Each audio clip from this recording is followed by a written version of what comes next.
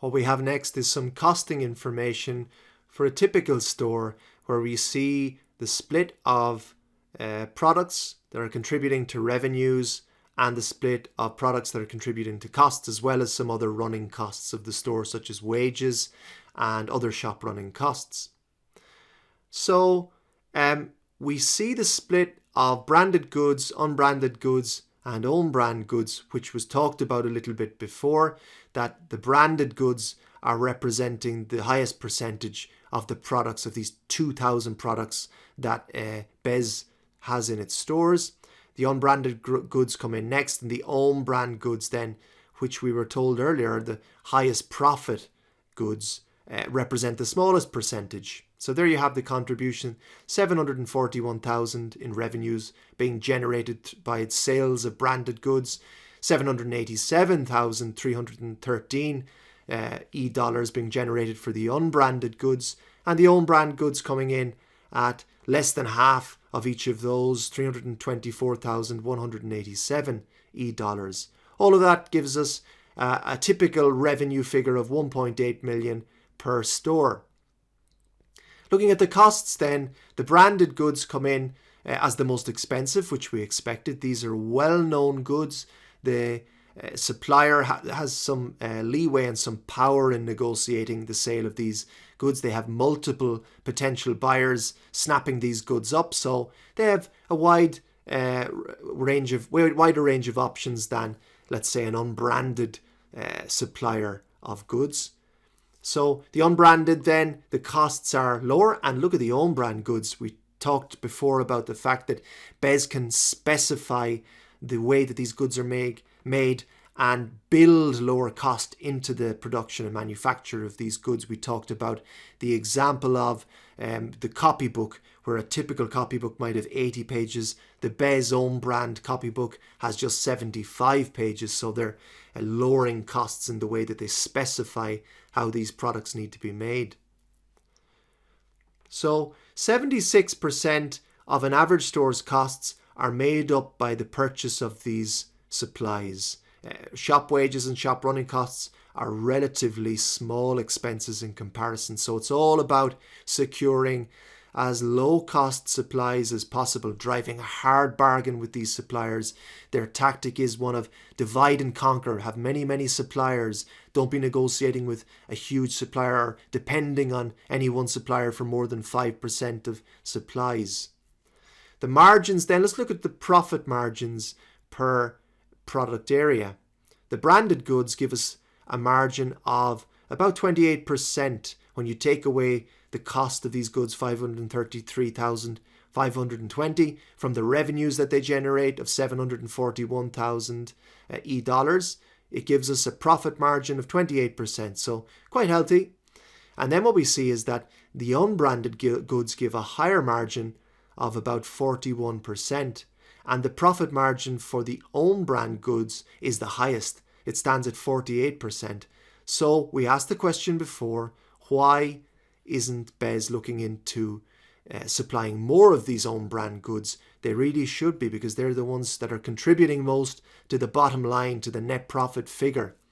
Of course, it's important to keep some branded goods because they have a certain perceived enhanced value in the eyes of the consumer. There's this halo effect. They have a knock-on effect on the other goods in the stores. People go in often looking for branded goods that they know well, and while they're there, they impulse buy the BES own brand goods. So it's important certainly to have the branded goods in there, but I would ask whether BES could change the weighting of their product mix.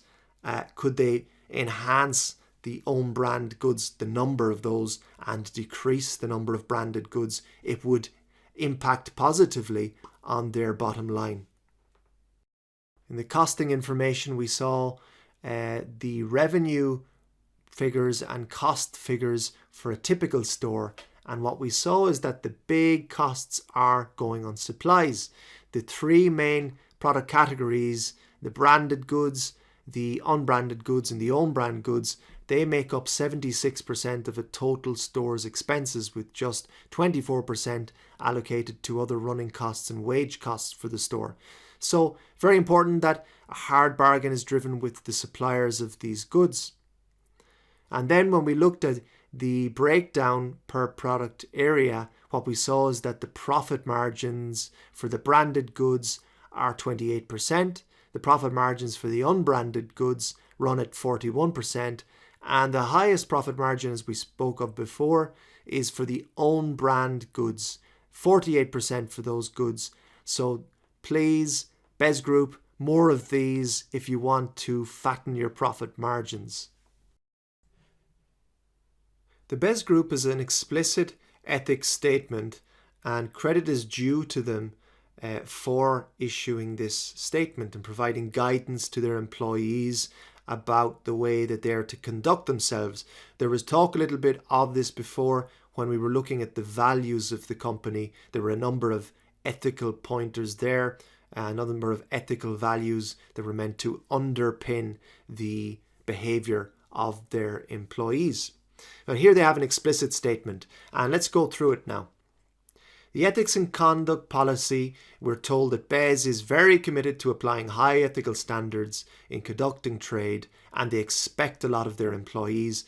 They want them to conduct themselves according to these high ethical standards relating to their dealings with suppliers, customers, and fellow employees.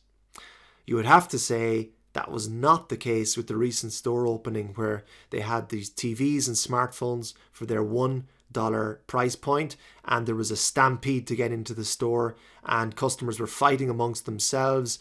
Not much concern was given to the customers there. So this ethics statement, it rings a little bit false, a little bit hollow with me.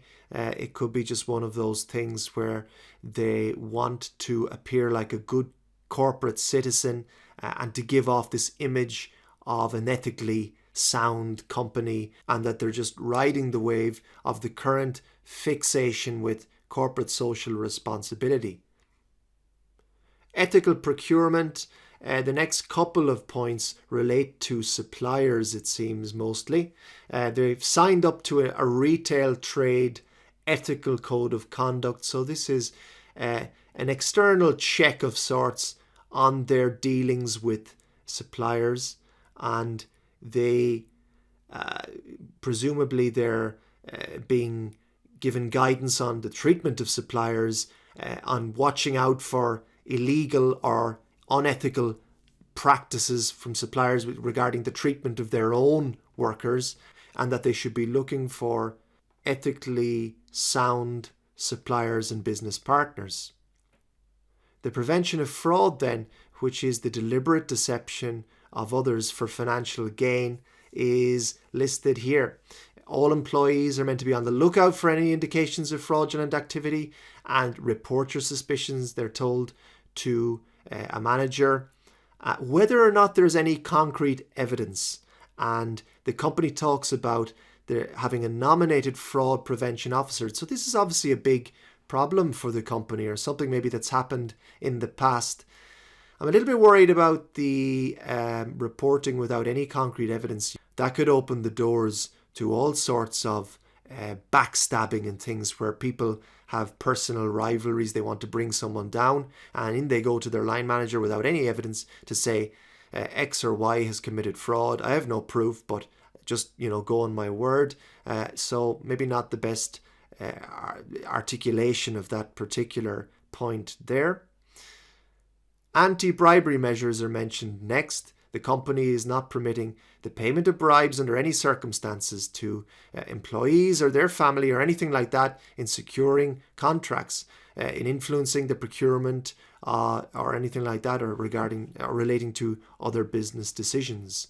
Again, I asked the question as to whether this would be or has been a problem in the past. Perhaps it has been, where certain suppliers approach employees and to win favour and to win custom from the BES Group, they're offering bribes and gifts and things like that.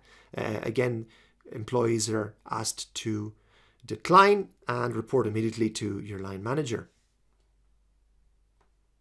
We look at risk factors next.